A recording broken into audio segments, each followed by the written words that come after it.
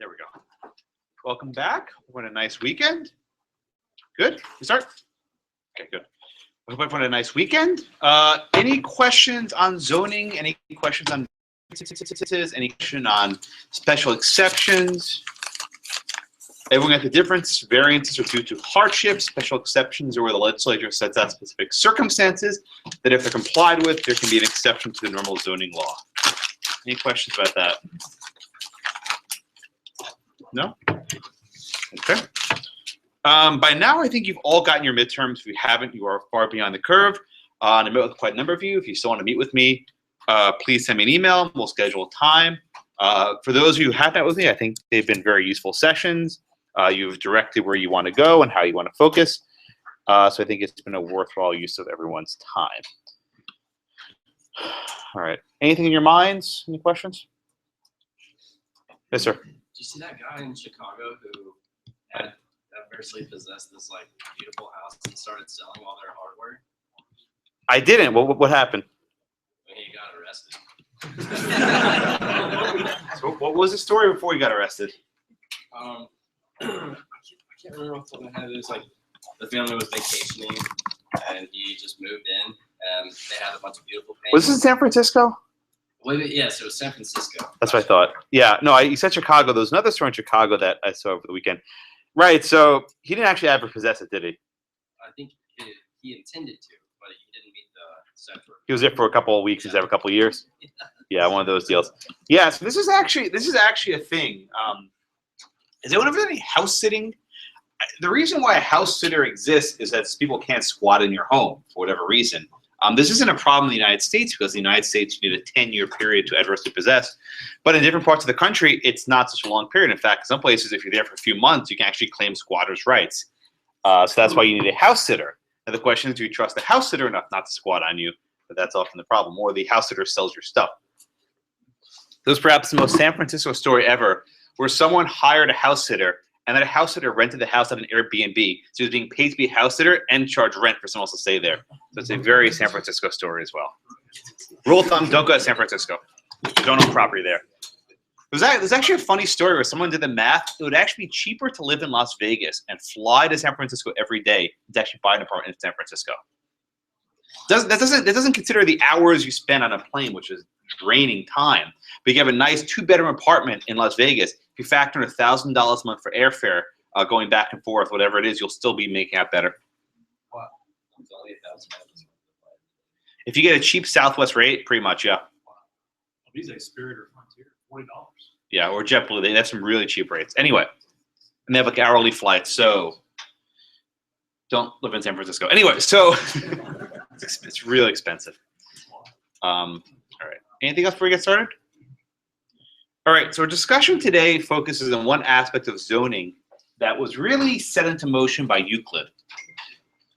And that's zoning based on aesthetics, zoning based on how things look. I personally find this topic very difficult to teach because I don't care about aesthetics. Architectural beauty doesn't mean much to me, but I understand it does mean a lot to other people. So what you have to understand about this topic is that the regulations aren't actually about preserving aesthetics for the sake of aesthetics. As we'll see in the cases in virtually every instance, what they're actually trying to preserve is property value. Okay? And an underlying theme in virtually every single zoning case, and really takings case, has to do with property value. Homeowners do not want their property to be devalued, and they will take whatever steps they deem necessary to prevent that from happening. And often this takes the form of controlling what their neighbors do. People like to keep things the same. If you keep things the same, you will have property values maintained the same. Okay. Oh, I forgot to mention, so there was actually a story in the Times. Did anyone see this about the German racial covenant? This is actually true. I'll see if I can find the story. In upstate New York, in Long Island, New York, there's actually a community that for years was populated by German people. And during the 1930s, this was actually like a little model Nazi community. They actually had streets named after Adolf Hitler and Joseph Goebbels. I'm not kidding you. In the 1940s, they actually inserted into covenants for the homeowner association that only people of, quote, German descent or German extraction could live there. And it's not surprising that these covenants have been in place for, 60 years. But what's shocking is that they're actually being enforced. And one of the neighbors who lived in this block, who was from Berlin, was indeed of German descent, tried to sell the home to a non-German person. And in the year 2015, believe it or not, the homeowners association stepped in and tried to block the sale. They said, "Oh no, you can't advertise this house, and you can't put these signs up. We want to approve who you're selling the house to." So this is in federal court right now. It will be probably litigated, and they're going to lose big time. They should sell this case. Here we go. Here's the link. Long Island. Anyway, so unless you think that Shelley v. Kramer is bad law and people don't ever, violate anymore, this stuff still happens. Here's this story from about a week ago of the Nazi hamlet in Long Island. Yeah, believe it or not, in the 1930s, before the United States entered World War II, there were very strong pro-German sentiments. You actually have these marches with American flag and swastika side by side. That's probably an image most of you never really thought of, but indeed this was very common. If you study the eugenics movement in con law, Buck v. Bell, among other cases, we pioneered social eugenics. The Germans perfected it. In fact, the Third Reich actually gave a medal to the guy who wrote the eugenics bill that was upheld in Buck v. Bell. They gave him a medal because he was such a great Aryan. And they actually have, you can see this picture is also crazy. They actually have streets like Adolf Hitler Street. Anyway, this town is still predominantly old Germans, and they were trying to prevent them from selling it to a non-German person. But this stuff apparently still happens. All right, back to zoning. Any questions on that one? Okay. So generally speaking, zoning began and was sold as a way of controlling undesirable uses. These weren't things that rose to the level of a nuisance, because if there was a nuisance, you could still bring a suit. These were meant to control things that people didn't like with respect to height, how far apart buildings must be, where buildings must be located, to make sure that light was preserved, to make sure that air was preserved, to avoid damage from fire, to prevent overcrowding, and to exclude certain offensive industries. And all of these sorts of goals were designed to make life better, to eliminate things that were undesirable. Okay. What changed, though, in probably the 1950s and 60s was a realization that zoning could be used not only to exclude undesirable uses, but to exclude undesirable aesthetics, how things look. So while it very well may be true that you want to exclude very cramped houses because it makes things more dangerous for fires and other sorts of hygienic matters, how something looks makes no difference. So long as it's structurally sound, it won't collapse, it's the right size, it's not too tall. How something looks, aesthetics, what color is it, what materials is it made out of, right? What's the architectural design? These are factors which really have no meaningful bearing on the safety or the health of the community. So how can the government, how can this zoning boards go about regulating pure aesthetics about how something appears? Okay, so where did I finish last time? Okay, Cameron, let's go start there. So as a little review, what power gives the state, and therefore the cities, the authority to enact zoning laws? What's that power called?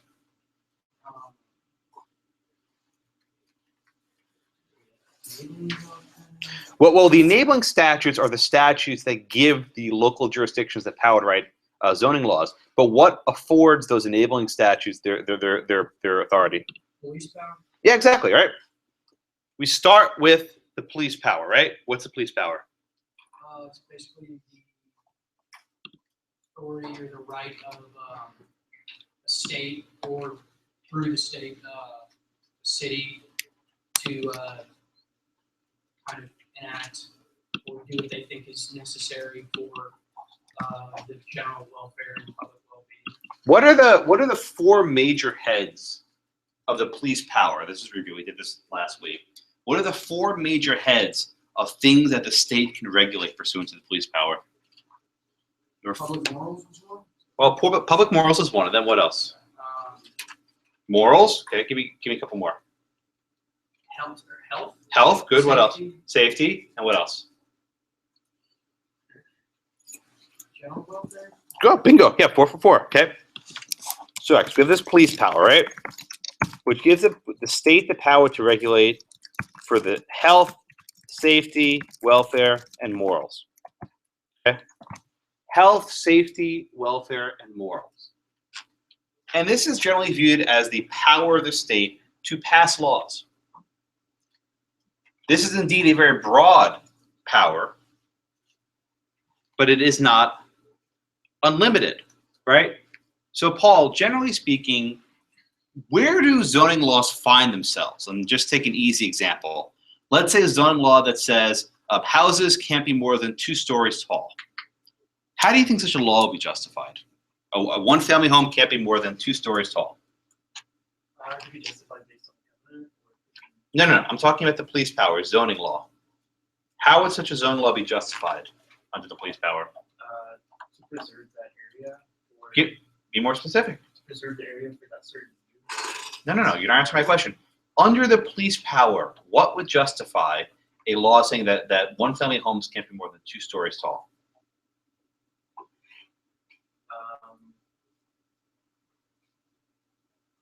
What did Cameron just say? Welfare, health, safety, and morals. Let me say this one more time. Any exercise of police power must find a home under one of these 4 heads. So, Paul, where would you find a refuge for a zoning law saying that you can't have anything taller than 2 stories? Give me a better answer. Wow. That falls under police power. Yeah.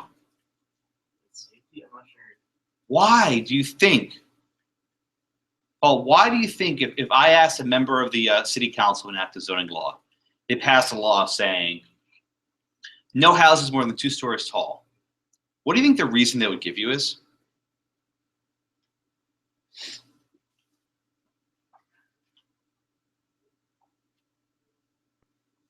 Marcelo? Before we get to home values, right? Give me like an actual good reason. Forgetting home values. In reality, not courts. Why do you think in the early days of zoning, before this home value stuff came in, the city may have said, we don't want houses taller than 2 stories?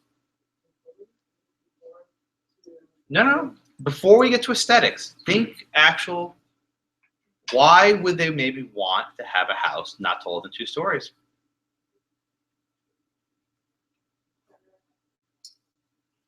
Anyone? Safety. Why safety? Let's say you live near a hurricane region. Yeah. Safety. Taller structures are less stable. Everyone see that. A taller structure is less stable. If there's a fire, for example, someone on the 3rd or 4th floor might not be able to climb down in time. Okay? Or let me give you, Jessica, let me give you another example. What if they said that houses must have 50 feet between them? You need to have a lot size with 50 feet between houses. Why do you think that such a zoning ordinance would exist? Yeah, why? Yeah, the Great Fire, right? If you have all these townhouses, one touching the next of the fire in one house, and the entire row will burn down.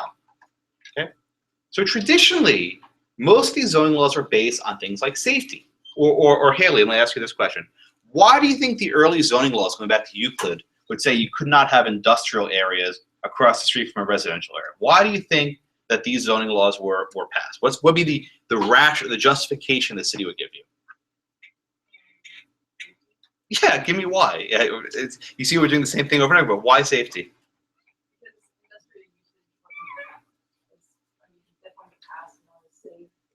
What about industrial usage may be the problem? Yeah, things can blow up, right? There's smokestack, there's chimneys, there's extra traffic. Maybe people are driving too fast. Virtually every single zoning law that we've done today can be described in terms of safety. I realize health and safety are there as well, but it's basically all about health and safety, right? They did not want to have a usage that could harm people. Having too many cars can be dangerous to children. Having houses too close together can lead to fires. Having lot sizes that are too small makes things too congested. There's not enough sunlight. There's not enough fresh air, right? So you see, historically, health and safety were the grounds for zoning. If you read Euclid, where you describe apartments as pests, was it insects? What was the phrase? What's where they use for apartments? Pests or something? Parasites. Thank you. Parasites. Yeah, they describe apartments as parasites. Why? Because they rob of sunlight, they rob of fresh air, and they're effectively imposing a common law nuisance. Okay. What about morals, Ravashi? What kind of zoning laws will be premised on protecting the morality of society? A couple of them are referenced in the reading for today.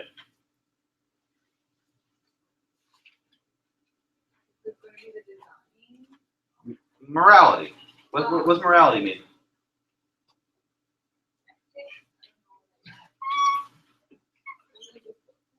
Yeah. So what kind of land use or zoning laws would be used to try to promote morality? I guess residential.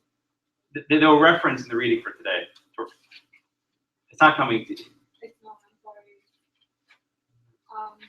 You're a good person. Rachel? Would have to do with economic. No, actually, let me ask you, what was the case last week, the Moon Township case with the amortization case about? Remember? The Pennsylvania case? What were they selling? Do that then. The bookstore, the adult bookstore. Adult bookstore, yes. Things involving nudity, okay? Regulation through zoning has been used to shut down naked stuff, whether it's a strip club, an adult bookstore, or whatever else, okay? Why is this done through the police power? Because otherwise they would have First Amendment difficulties, right? It would actually violate free speech to say you can't sell adult books. It would violate the First Amendment to say you can't have an exotic dance club, although there are certain wrinkles in that as well. But you use the morality clause, say, okay, we don't want to have the effects of a adult bookstore next to our children, so we'll put it in the industrial zone. Yeah. Hand up? I think you're right. Oh, I was going like this. False alarm. Okay. Okay. We'll get to the strip clubs towards the end of the class. But traditionally, zoning laws are based on health and safety and morality. But this phrase welfare is one that defies definition. Why do I say defies definition? Because it means so many different things to different people. So when we say welfare today, we should think, oh, well, that means the check that people get in the, the monthly check, whatever, social assistance. Okay, we look at the Constitution to promote the general welfare, right? What does welfare mean? It depends. Courts have used this phrase in increasingly broad context to justify a series of laws concerning zoning, right? So Rachel, how have courts in the modern era defined welfare in terms of zoning? What's been their, at least in the case today, what's been driving that definition? What are they trying to get by it?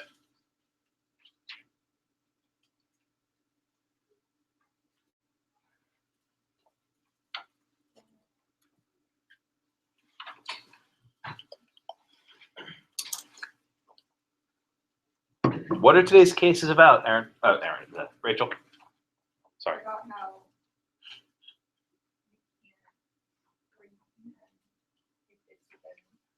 You can what? Full sentences.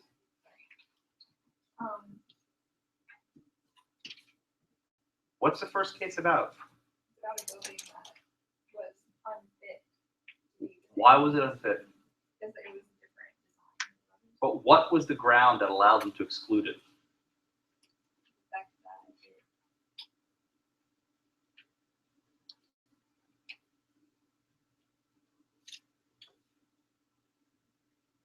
All right. Aaron? the homes were $60,000 to $85,000. Okay. This is the important part you have to remember, right? These cases do not say that zoning boards can exclude property based on how it looks. You can't deny a permit to build because something's ugly.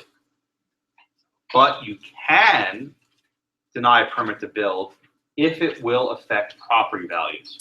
And Aaron, which head or which branch of the police power does property value impact fall under? Which branch of the police? Yeah, these 4 branches. Court makes this one very clear. Yeah, welfare. And what effectively has happened is that courts have interpreted the public welfare to include the maintenance of property values. The courts have construed public welfare to include the maintenance of property values. So the aspect of the police power that allows aesthetics is in fact an attempt to protect property values as a function of welfare. Yes. If you remove certain property values, you say it didn't matter until you're actually given a ticket or cited. How is this now different? So very good question. So our question was like this. Usually, right, if you expect your property value to decrease, that's not enough to get a variance or get a covenant nullified or something like that, right? Zoning law's perspective. Zoning law allows the city to block a construction based on some guess that maybe at some point property values will decrease. Amanda, the courts closely scrutinize the findings of zoning boards. No, and that's the key, right? If a city council goes to a court and says, you know what, we have a study and we determined that we build this flying saucer house, right, that property values go down, courts aren't going to second guess that. And this is reflected very clearly in the Stoyanoff case, the first case we have today. Any other questions? All right, let's move on to the first case then. By the way, let's see if anyone knows this one. The name of the case is State Exrel Stoyanoff versus Berkeley. State Exrel Stoyanoff versus Berkeley. What the heck is that? Anyone know what that? What the? What? No, it's not about dead. That's executrix. Yeah. Okay, exactly right, Josh. Exrel means on behalf of. Okay. So anyone want to take a guess what State Exrel Stoyanoff means? Who's Stoyanoff? You want to take a guess? Yeah. It's not a guess, I Googled it. Oh, I love when people look stuff up in advance. Good. When you're not sure what something is, you should look it up. Good. It's when government brings a cause of action on request of a private party. Exactly. They're bringing the action on behalf of the city. Exactly. State Exrel Stoyanoff. That means that Stoyanoff is bringing the suit on behalf of the state. In many states, and indeed the federal government, private parties can step into the government's shoes and sue on their behalf. So here Stoyanoff is a neighbor. He lives in this city. And he is bringing suit on behalf of the state of Missouri to sue Berkeley. Berkeley is a guy who wants to build the flying saucer house. Everyone understand that, right? So this entire Exrel business, right, is when a private citizen steps in. So what happens here is a neighbor from Ladue, Missouri, is trying to enforce the Missouri zoning law. Maybe the state does or does not want to, but he can step into the shoes and defend it. Okay, everyone get that? This often happens, something called a Qui Tam action. You'll see this word in practice, I'm sure. You know what a Qui Tam action is? Tell me. It is a action that really anybody can bring Against whom? someone who's violated government, who's wasted government money. Yeah, how do you know about this? I watched a Qui Tam trial during Wow, internship. impressive. Googling a trial watching. Good job, guys. So if you suspect a federal government worker is engaged in fraud, and it happens all the time, you can actually bring suit against the government worker where you step into the shoes of the U.S. federal government. And oh, by the way, you get your fees paid. So as an incentive for private citizens to find fraud in the federal government permits fees and what are called treble damages, meaning you get a lot of money. So basically, you can make money by identifying fraud. Why are you pointing at him? Because he worked at the Qui Tam firm this summer. How did you not raise How did you not raise your hand to that? Well, he beat me to it. Okay. So what did you do with Qui Tam stuff? It's like healthcare fraud, HHS or on behalf of HHS or Medicare or Medicaid or? Medicare, Medicaid. Yeah, so if you suspect that a doctor's engaging in Medicare or Medicaid fraud, very often these private Qui Tam suits are used to police that fraud. or in this case, to deal with nosy neighbors, as it were. Okay. By the way, so we have 2 cases today from Ladue, Missouri. I don't know if this is by chance or these people really care about their zoning laws. So both the first case, the Berkeley case, and also the sign in the window case is the same. Is the same deal. So actually, Missouri is the wealthiest. Ladue is the wealthiest suburb of Missouri. The median income is about $140,000, and I just Googled a quick Zillow search. The average house is over $1 million. And so this is a very, very, very a wealthy neighborhood. Okay. So Dagny, what were the facts here in this case? What was the problem? Yeah, it kind of looks like a flying saucer. I can't quite make up my mind. It looks like an alien UFO or something, right? So he submitted blueprints to the city, Ladue, to build this sort of flying house. And Dagny, what were the other homes like in the area? There were more what? Colonial, yeah. So what do you know what colonial means? Yeah, I really don't understand what that means, right? But effectively everything looked old. Nothing was modern. Okay? So he proposes this this building, right? So what does the zoning board say, Yolanda, to this proposal? They say that it goes against it because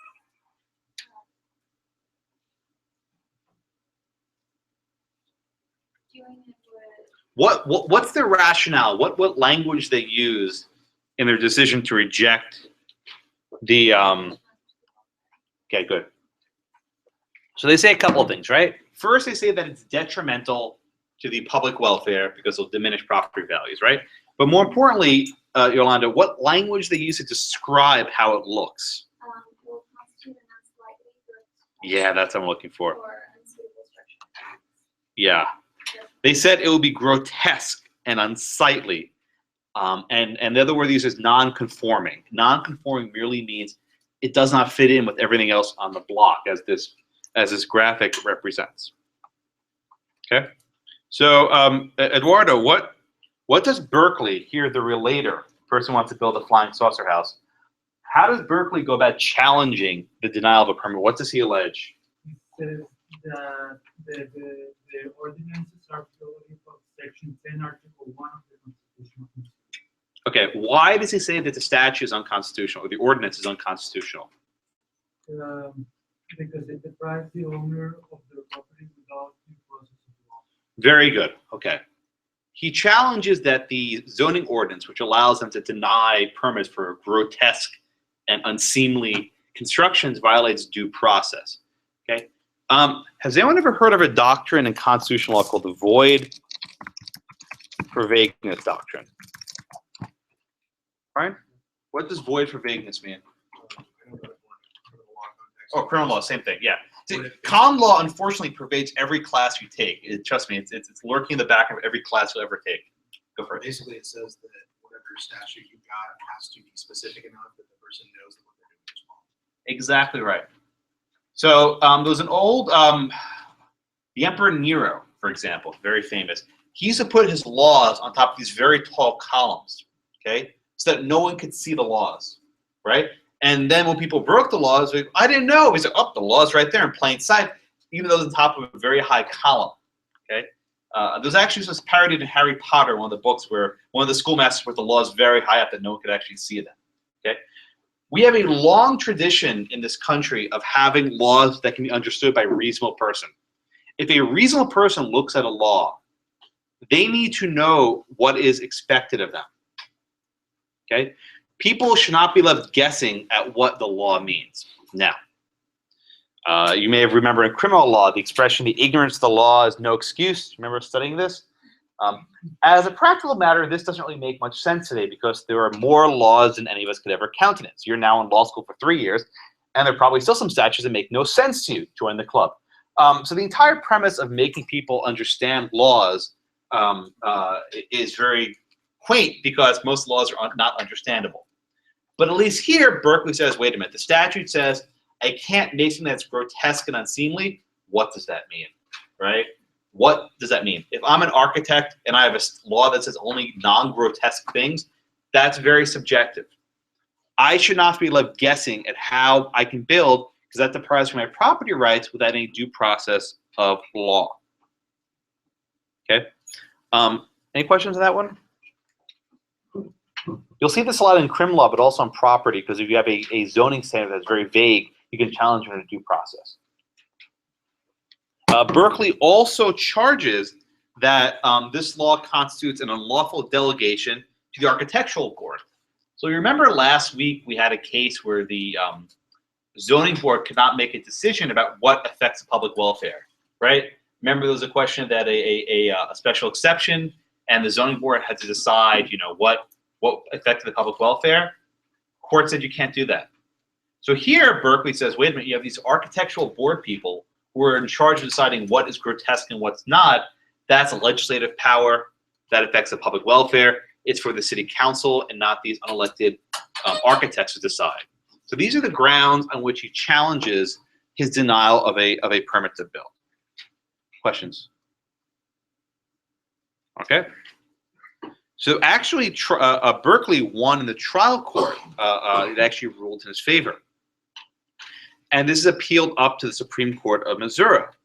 They say Missouri, in case you're curious. Anyway, Chris, how does the Supreme Court of Missouri go about ruling on this case? How do they justify this sort of aesthetic-based zoning ordinance? Oh, you can do it. Okay, let's go for it. Oh, wait, can you repeat the question? Sorry. Fair, okay, fair enough. I screwed up. You can screw up too. Okay, so how does the Missouri Supreme Court justify allowing this very vague standard to stand up? They like look at the general welfare and they say stuff like it would affect like the tax consequences in the area and other things like that. Okay, do they hold that a city can regulate directly aesthetics? No. What do they hold? That they can.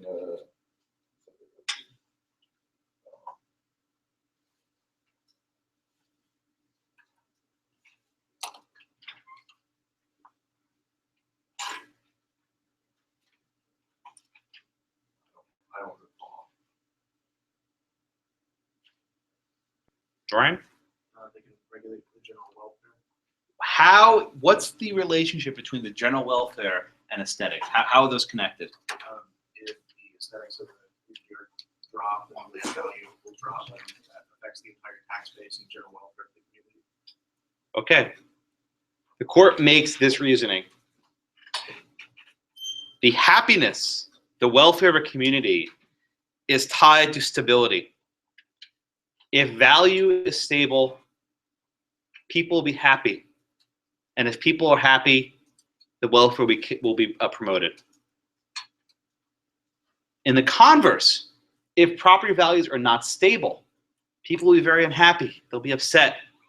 And if the people are not happy, then the general welfare goes down. This is the link that the court draws between aesthetics. And look at that. I'm looking at them being all antsy and unhappy. Man, we need. Anyway, if you can sense my dripping sarcasm, you're paying attention. This is not very good reasoning, but it's largely in keeping with the court's decision to defer to the zoning boards and not second guess. Brian.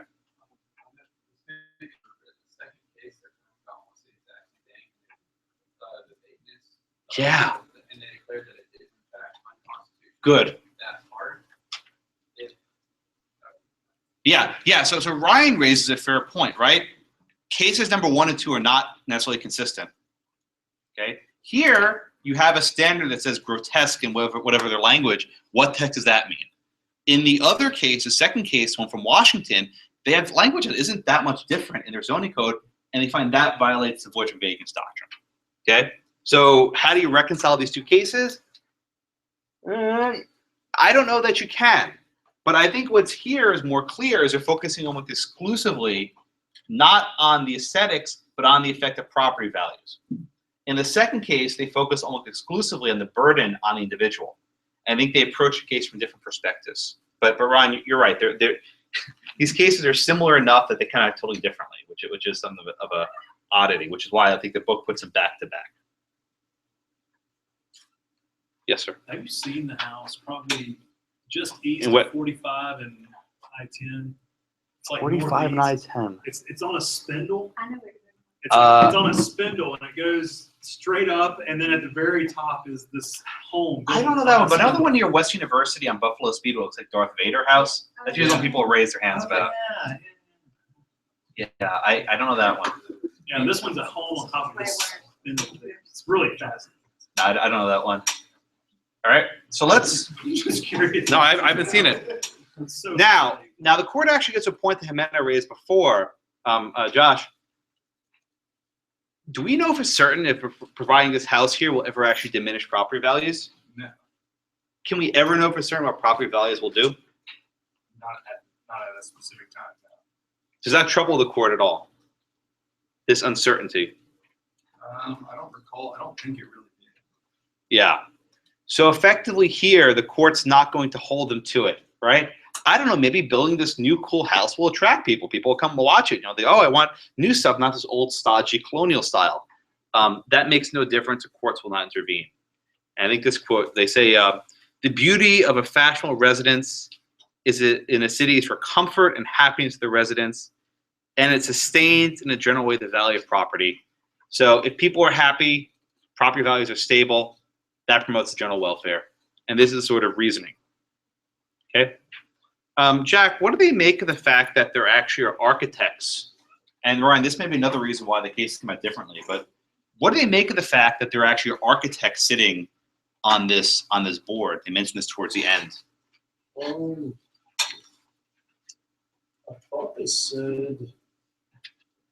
thought they viewed him more favorably in this case than the second case. What I know, but what was the fact that these weren't laymen, but in fact architects sitting on this I board? guess they had more authority and knew kind of what they were talking about versus a layman or somebody who wasn't in that profession. Yeah, I think what's somewhat going on under the hood here is they're saying, listen, also these are professionals who are deciding what's grotesque, right? But Jack, I'll get to Ryan in a second. But Jack, do you think that an architect has any better understanding of what grotesque may mean than an average person looking to build? I mean, I guess if they've gone through it, but it's all opinion, I guess. And indeed, this guy hired an architect, didn't he? Berkeley hired an architect who did not think it was grotesque, right? Yeah, I mean, that was along the lines. Like, what do you need an expert? What do they have to be expert in? An architect isn't necessarily a design expert, and vice versa. Yeah. So one of the interesting aspects about this entire case is a lot of it's based on sort of a group think.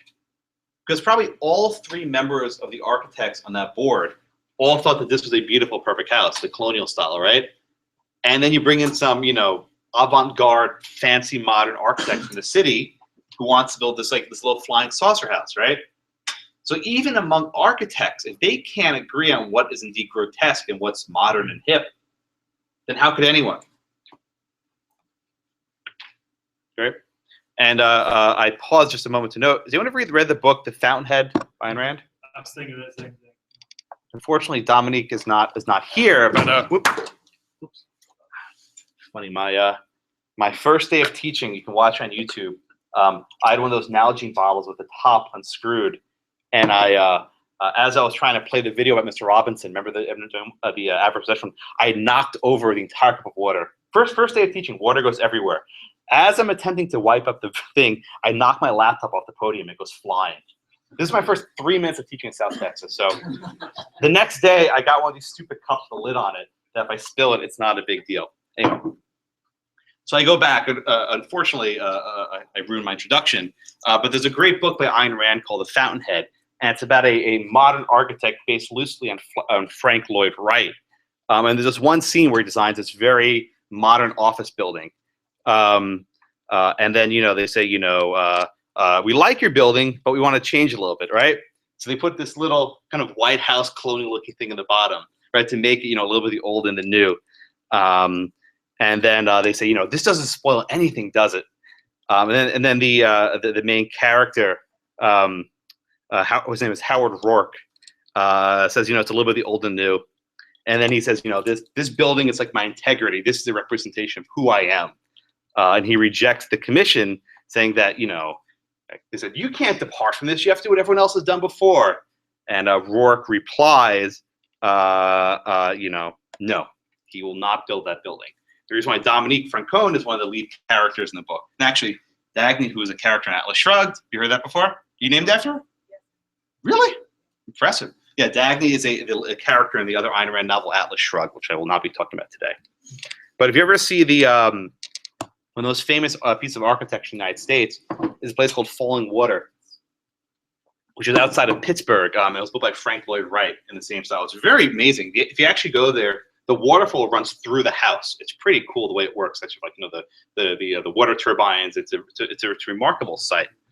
But if this sort of regime was in effect, where you had to have only things that looked like old stuff, you'd never be able to build, you know, these sorts of beautiful, amazing structures. And even the house is cool, not just appearance, but temperature, because it uses the waterfall to cool the pipes, and actually it makes it very air conditioned in summer. It's an amazing premise. Yeah. On more of a general question. Yeah. Like the past couple last periods we talk time and time again how property values and preserving property values has been used to keep low income people out of neighborhoods and keep certain races out of neighborhoods. Yes, sir. How is it that the court has not at some point done on this? Are they like willfully blind, or is it just being? So if you look at the syllabus, we have a case that's called Mount Laurel. That's that case. It's like a really long case. It's not the next class, I think the class after, so next Monday. What's that? Is it next class? No, I think it's class after. Anyway. If you want to read it, next slide. But there's a case, actually, I'm sorry, Dominic's not here, but she's actually from there. The case is Mount Laurel. It's from New Jersey, where basically a city zoned out of existing any affordable housing. They made it impossible to build in that area. And the New Jersey Supreme Court had this really extensive ruling guiding the city of how to promote zoning. But this case is something of an outlier. But we'll get there. We'll get there in a week, okay? Stay tuned. Any other questions in the first case? Yeah. No. The architecture is genius, but effectively, it puts the waterfall through these series of pipes and channels. It's really cool. Yeah. Even now, homeowner associations use property values as a lot of justification for their regulations. How much empirical evidence in the form of studies and things like that do we actually have that this works? I mean, my brother, for example, was sitting in a house in D.C. where, I mean, he bought it was nearly $500,000, and now it's a fraction of that. Probably will never get back to the value he bought it at. His homeowner association has done nothing to retain the value of his property in a market where, in reality, as much as they talk that jive about, oh yeah, we're going to protect property value, they can't do anything to protect it from the actual market. So in other words, like, they come up with this reason, but how reasonable is the reason? Is it actually even supported by any studies or science or anything else?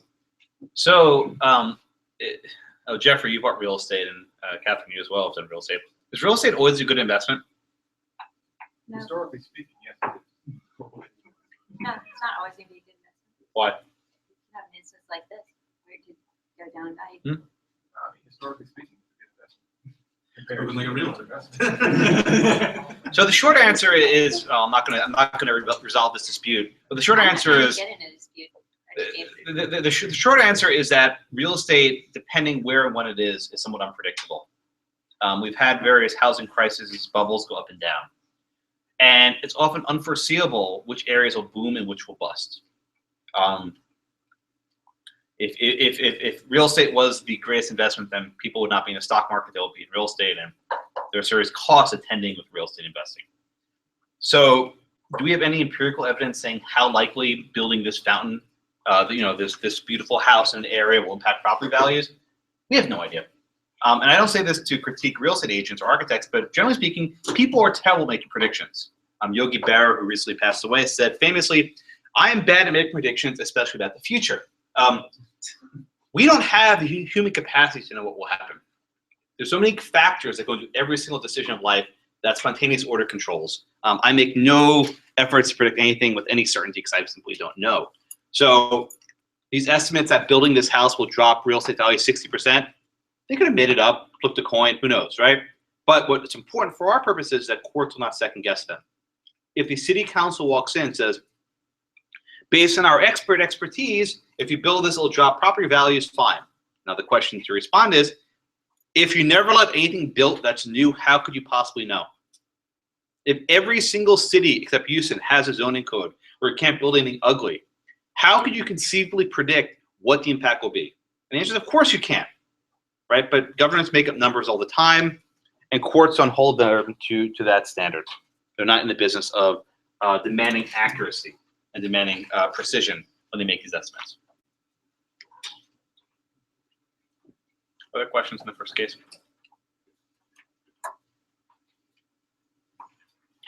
Okay. Well, to the second case, Anderson versus City of Issaquah, Washington. Okay. I'm pretty sure that the first Costco ever was founded in Issaquah, Washington, if I remember correctly. No, I'm sorry, the Costco headquarters are in Issaquah. Actually, I went to Costco number 1. I was in Seattle. I got my receipt. It says Costco store number 1. I was very happy with that. I like Costco. So, yes, sir. All right, Jackson.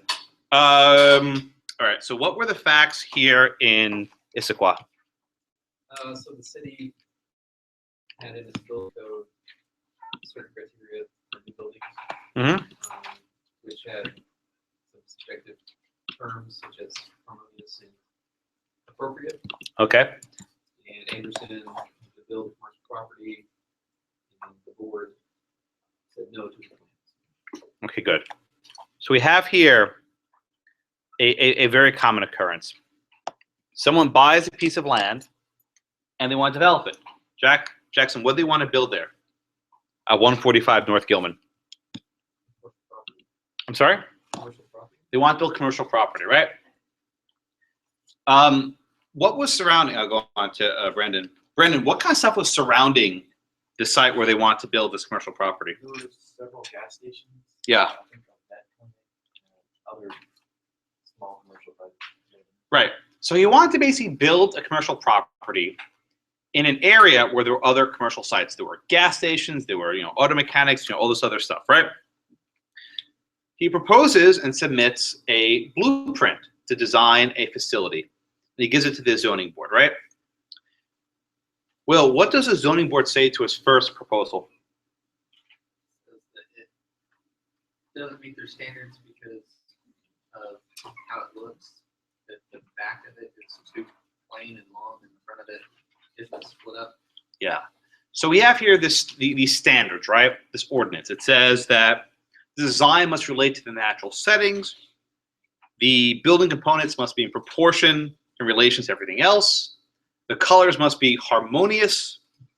There must be exterior lighting, and you can't have monotony of design. Now, Will, let me ask you a question.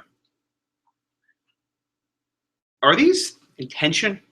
Because on the one hand, it has to basically fit in. But on the other hand, it has to be avoiding monotony. How do you accomplish both fitting in and not being monotonous? How can you do both? They just have to be similar. But if they're similar, they're monotonous, right? You see what I'm getting at, right? How can you be both fitting in, harmonious with the surrounding area and also being not monotonous? Be just a subjective thing from the board to decide. Yeah, and then the key word you said is right. It's subjective. A reasonable human being, right, reading these standards like, what am I supposed to do, right? It's physically impossible to be both harmonious and not monotonous. Because the entire thing harmonious is you fit in with everything else, but then you're monotonous and you can't. All right, so let's actually walk through. So Spencer, what did the commissioners say to their first submission? After the first submission? Yeah, what happened after the first submission? They said, come back, try it again. He then needed to modify his building. Okay, and did he try and modify it? Did he make a good faith effort to modify the design? Yeah. Okay, what did he try and do? Change the roof from metal to tile. Good, yeah. Change the color of the structure from off-white to whatever. Whatever that is, yeah. I don't know colors. on Okay, good. So what happened, right? He actually, in good faith, goes back and tries to comply with their standards, and he submits a revised plan, right? Jeffrey, were they happy with his next revised plan? No. Okay, what did they say for his next revised plan? Yeah, I see you're smiling. What'd they say? I mean, they sent him back to do some more changes. It just wasn't quite right. Yeah, what did they tell him though? Why was it not sufficient? What did they give him? Yeah, they said like his color might be too dark. They just basically changed it. Okay, then one more, right? One more, yeah. So just finish up, Jeffrey. What after the final meeting of the zoning board, right? What did they tell poor Mr. Anderson? I mean, basically to try again. Yeah, but how did they go back explain to him what it should have looked like? This is the funniest part of the case. To drive around the area. And, Yeah, yeah, exactly. Exactly, right? So they basically say like this, right? One of the guys said, you know what? Gilman is our signature street. This is Gilman Avenue. You can see the little thing. And actually, there's a Shell station right there. You know, there's a McCann there. He said, listen, drive up and down Gilman Avenue and then absorb, you know, the beauty of Gilman Avenue, right? And he put this note in the record of these are the impressions I have of Gilman Avenue. You know, it has to be like this and harmonious and basically all this gibberish, right? That would mean absolutely nothing to anyone else. So after this, after paying 9 months and $250,000 on blueprints, I mean, this is not free. When you go to an architect, say, "Oh, try this again," that costs money, right? Architects don't work for free. Finally, after doing everything else, they deny his permit. Okay, they deny his permit. They say that they must preserve the aesthetic value and unique character of this area.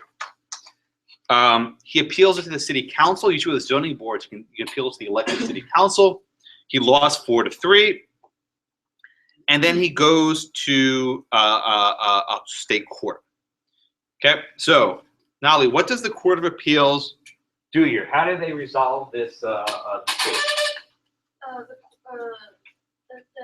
The court dismissed Anderson's complaint, rejecting the city claim now disappeared. Okay. What sort of analysis does the Court of Appeals do here? Court appears. I mean, this court appears. I mean, it is a violation of the word for vagueness. Yeah. So what's this void for vagueness doctrine? This word for vagueness means the language of the wordness should make the very clear definition to justify whether it's whether it's harmony, what is harmony, what is autonomous design, Good. and to its purpose to limit the arbitrary and discretionary enforcement of the law. Very good. Okay. So the court finds that this statute, this harmonious language, is unconstitutional because it's void for vagueness. A reasonable person can't possibly know how to make something at once both harmonious and not monotonous. Right? These are not standards that a human being should be expected to comply with. And the court holds that this is based almost exclusively on the subjective feelings, not even the subjective opinions, but subjective feelings. Like you can see they're trying to like insult, right, the board, like this is how I feel when I drive down the street. So this is a very, touchy-feely sort of standard. And the ordinance is facially unconstitutional. Okay? Catherine, does it matter that there is process available, that they can actually go through the city council and appeal, and they can talk to different people? Does it matter that there's procedures available to try and get this permit resolved? I think that negates any assertion that Anderson could make that he's being denied due process. No. No. What does the court say? Is having procedures enough to salvage this? They said the exact opposite of what we just said, in fact. Oh.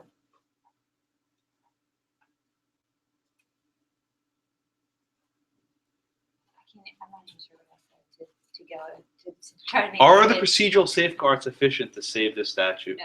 Why not? I don't know. I'm not sure. Eric? No, because just as the actual ordinance itself, there's no real standards by which they can actually determine whether it passes muster. Yeah, exactly, right? Even though you have a method of appealing, the appeals, is applying the same vague standard as the original one, right? And you can't be judged against an unconstitutional standard no matter who is applying it. Alejandro, now, does the court say, do they say that you can deny a building permit based purely on aesthetics? Do they actually address that issue head on? No, they said that you just have to be clear. This is the last part. Good. Can and must be drafted to give clear guidance to all parties concerned. Okay, good. So if you notice, the court goes out of its way. They do not say aesthetic-based zoning laws are unconstitutional. They do not say that. But citing various amicus briefs. Everyone know what an amicus brief is? The amicus brief means a friend of the court. Very often what happens is, in litigation, people who are not parties to the case file a brief trying to help the court, give them useful advice. And in this case, a lot of amicus briefs were filed by various architectural groups. And the purpose of these briefs was to say, listen, this zoning law sucks, right? But it can be done better, right? Greg, how can zoning laws be more precise, be more specific, so that people who are building know what to expect? Sort of where the architects would be able to understand what they're saying, be able to accordingly. What would help someone know what is and is not permissible? How could they go about actually writing a zoning code to make things clearer? What could they include? Like dimensions of how. Yeah, and how do you illustrate dimensions? What method would you use? Pictures? Yeah. Yeah, imagine that. Try to describe what something looks like using words. It's not very easy. So they cite some of the other zoning codes from Montana, from was it California, whatever, right? Where they actually have pictures. They give dimensions. This is what it can look like.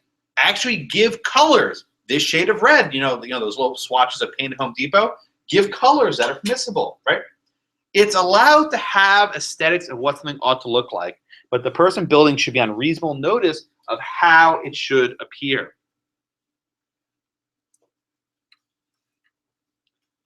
Okay. So we're going to get that case, right? The court held that this standard was too vague, but if more direction was given, it would be upheld.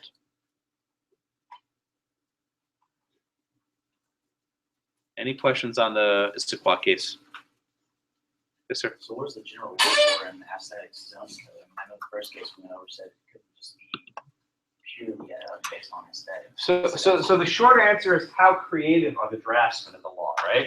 If they're like the idiots in Issaquah, they make it purely based on these vague standards, it won't be upheld, right?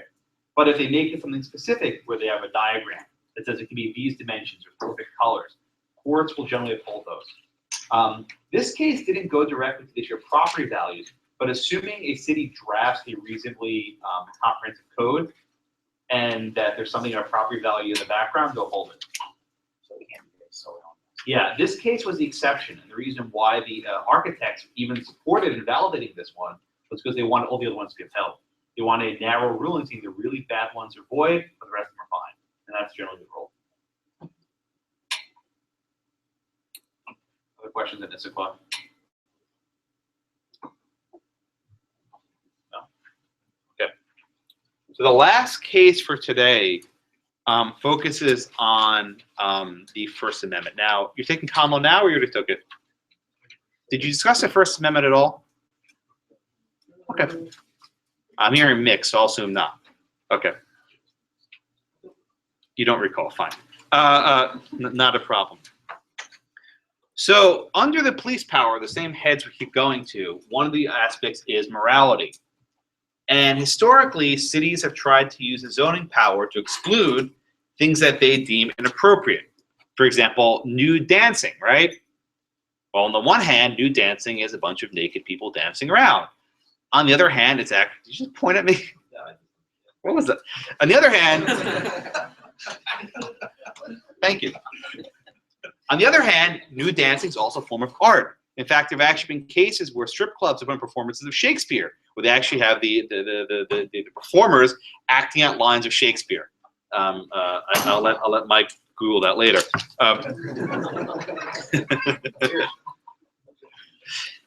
But courts have held that if the city wants to regulate things like nudity, then they have to do so in a very narrow way.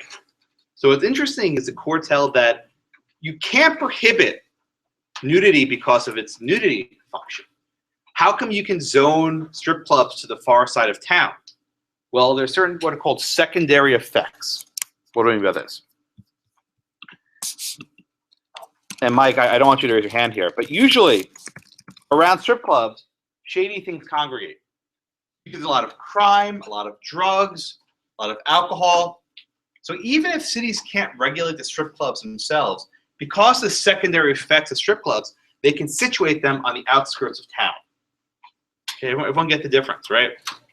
You can't ban an adult bookstore by itself, but because of the secondary effects of an adult bookstore, you can shift it all the way out to the middle of nowhere to save the children. Would someone please think of the children? Okay? This same sort of doctrine has been extended to signs. Okay? And now, if any of you have ever actually driven, like to Austin, for example, you'll see that every 5 feet there's another billboard for Buc-ee's, right? I like these billboards, but a lot of people don't.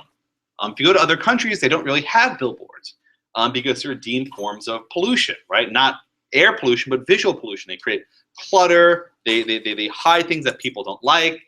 There's the image of the old bandit waiting by the billboard to rob you. You ever seen the old movies and cartoons? But we have situations where cities try to ban signs. Okay. Usually these are commercial signs. Commercial signs. So there's one case that's in the reading that's mentioned, which is called Metro Media. And I want to explain that case in some detail before we go on to Ladue. So the city of San Diego passed a law that basically banned all signs that didn't relate to the premise in which it was on. So for example, if you had a store, you called it Best Buy or whatever, right? You could put a sign for Best Buy on the side of the Best Buy. But you could not put a billboard for Best Buy down the block. You were only allowed to build a sign for the business on the site. Everyone with me so far? Was this constitutional? The answer is no. It was not constitutional. But in one of the wrinkles of the Supreme Court, there was not a single rationale that garnered 5 votes. As we all know, there are 9 justices, and to have a majority opinion, you need 5 votes.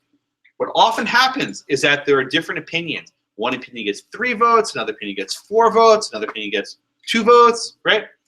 When there's not a single opinion that has 5 votes, it's something called a plurality. Okay, a plurality. And you see these very often, when they do not have 5 votes at any given point. So how do you have a holding? I ask you, what's the holding of this case, right? How do you find the holding when there are not 5 votes for one position? It's complicated. So there were 2 opinions in the Metro Media case that generally are viewed as controlling, okay? Let me walk you through the thinking of this, okay? What are they up to? Chase, if the government says you can have signs for your own business, but you can't advertise elsewhere, okay?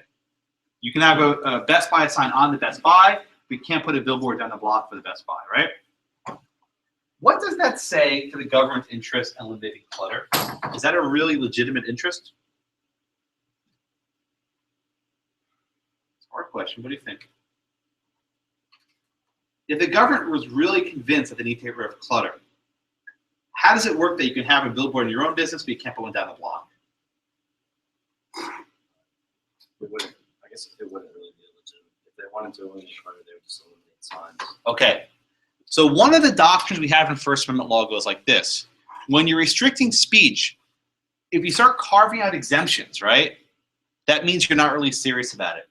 If you're interested in really saying that clutter is so horrible, we need to get rid of it, you wouldn't allow any signs. But the fact that you allow some signs, but not others, suggests that you do not have a compelling interest in regulating clutter, right? Because in that case, you're actually having too many exceptions. You're carving out too many exceptions to the rule. Okay? I'm sorry?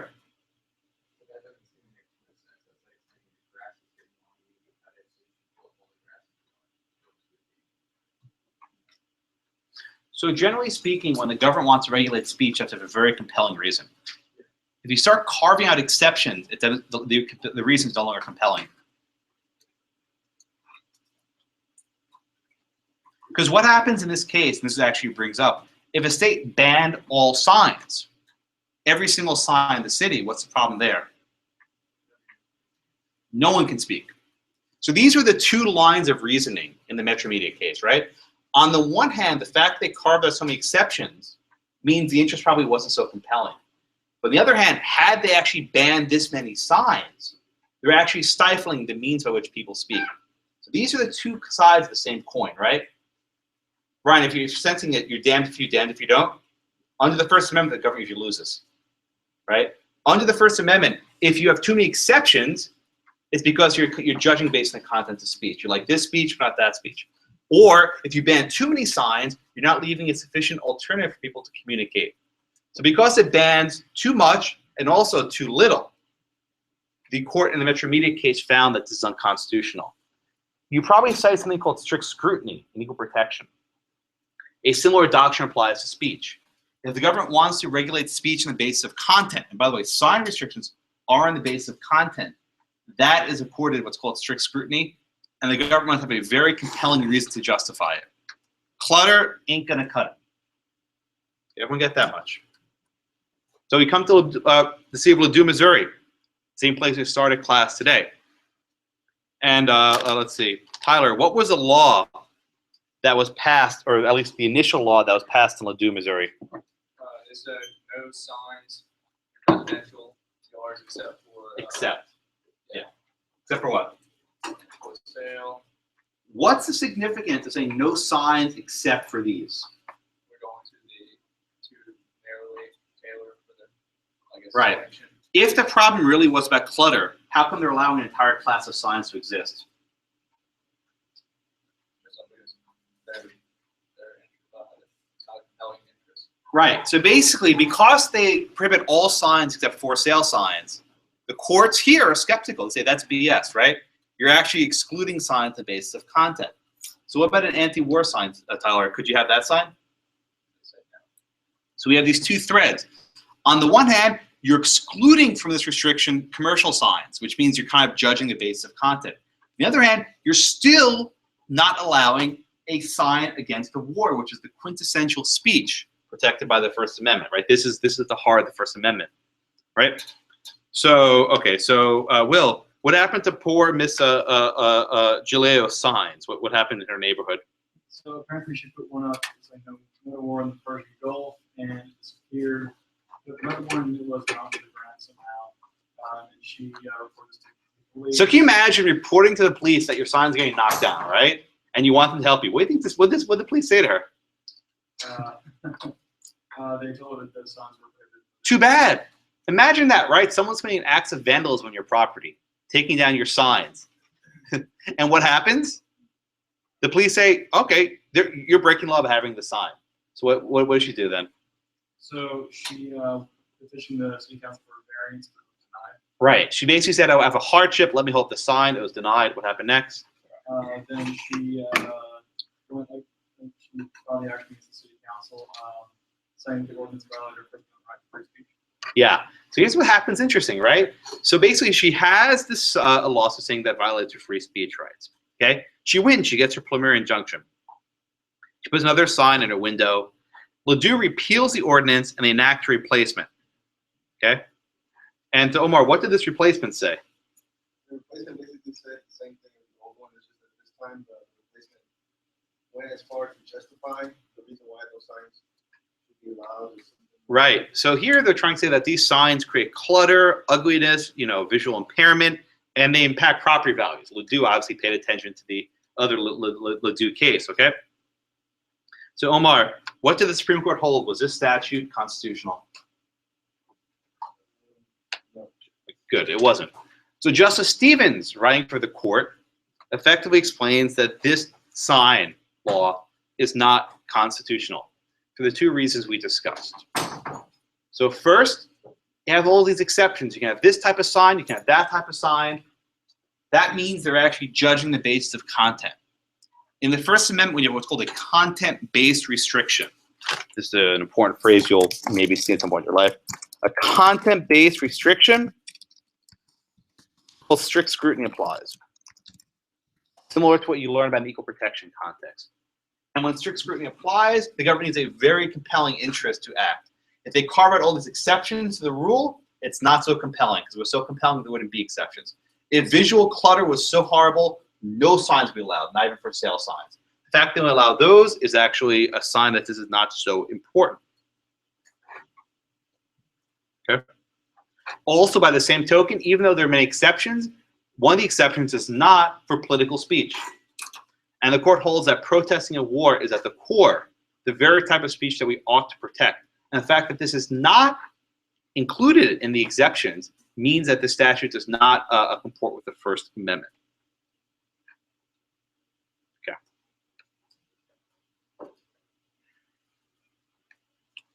Okay. Questions on Ladue, part 2? Yes, ma'am. I just have a question. If I want, it's not in the main house, just in my backyard, I wanted to erect a tiny house, and maybe tiny house is fenced, and so no one can see my tiny house. So is the it's the recognition word? It's the tiny house is similar with the main house because no neighborhood could see it. So you're asking like a dollhouse type thing, or like a playhouse or something? Yeah, Okay, like tiny house is just a 200 square foot house. So I mean, depending how the city interprets its zoning ordinance, to build something, you would need to get the city's permission. And the city very well may say that that's another house, you can't build it there. I mean, I don't own a home, but if you guys do, to build stuff in other cities, you need to get the city's permission. You can do any kind of demolition work. So the zoning law may give you difficulty. But if the tiny house, I want to make a very stringent design, what the different and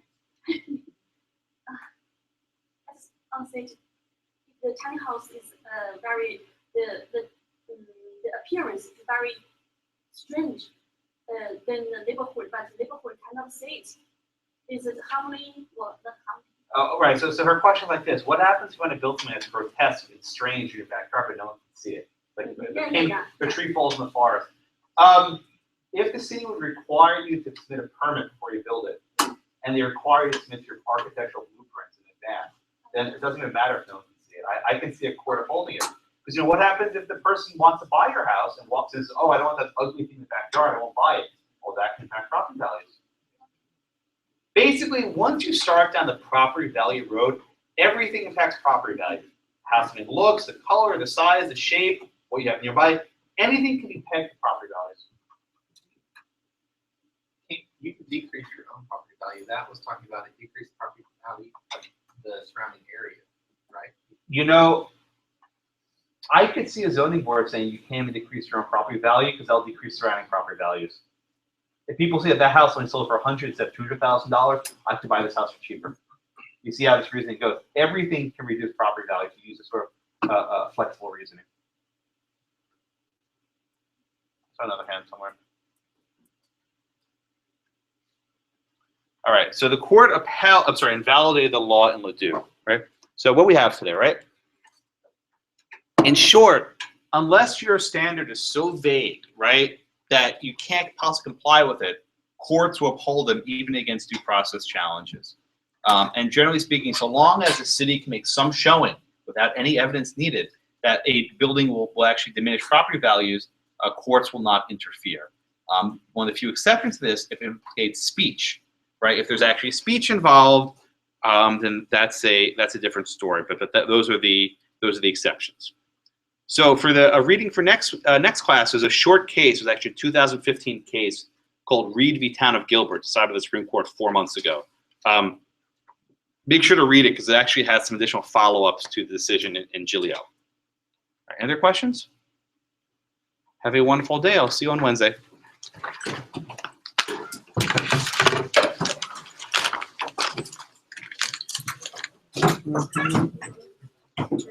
Yes, ma'am. In regards to, I know you don't